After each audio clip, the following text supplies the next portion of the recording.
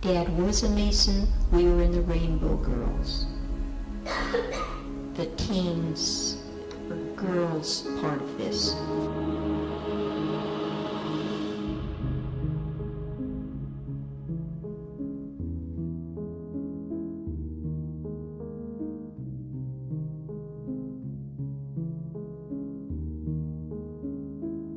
I sourced more memories of being at age 4 when Dad took us to meetings with his stepfather and others garbed in black cloaks. We were laid on, and I've changed terminology thanks to Dr. Noblitt, on a table giving concoctions from chalices, sexually stimulated and raped. There were sacrifices of animals, babies, children, adults. There were rituals with goat heads, knives, chanting, and orgies.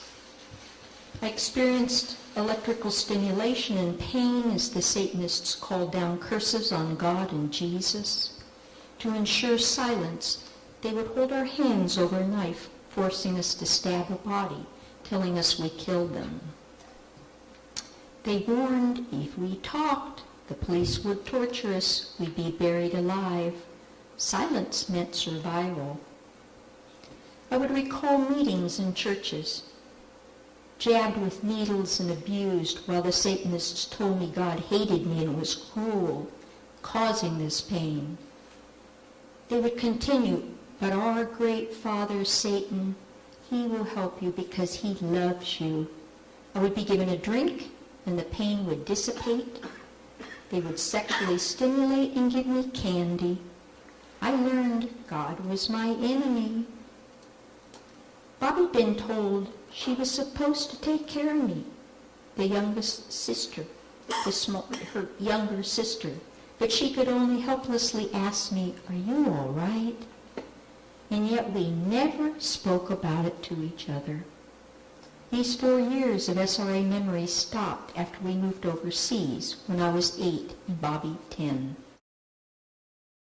Our memories would help us and our counselor unravel the elaborate satanic behavioral conditioning.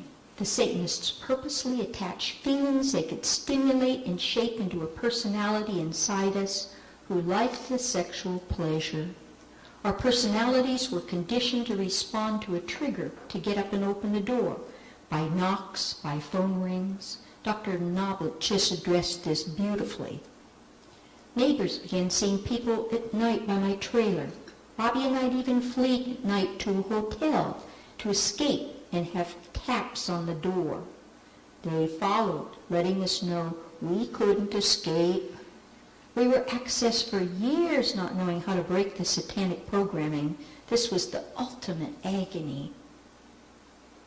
To counter the accessions, I joined my pastor in prayer to break off generational sins of our family. Deliverance prayers from the Handbook of Spiritual Warfare by Dr. Ed Murphy. I also relied on Neil Anderson's excellent techniques in his Victory Over the Darkness and the Bondage Breaker. And I renounced all family ties to the Masonic organization.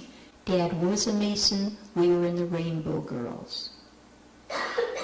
The teens or girls part of this.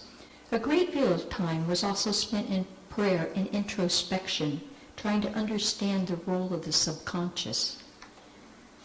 I do encourage any of you to see me afterwards, to hear about your experiences, and to share information. Thanks.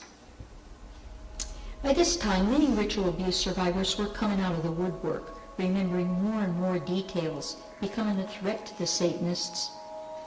Their amnesiacs were no longer effective. They began making them stronger, but I could still remember programming with electrical and sexual stimulation, terrifying videos, and abuse.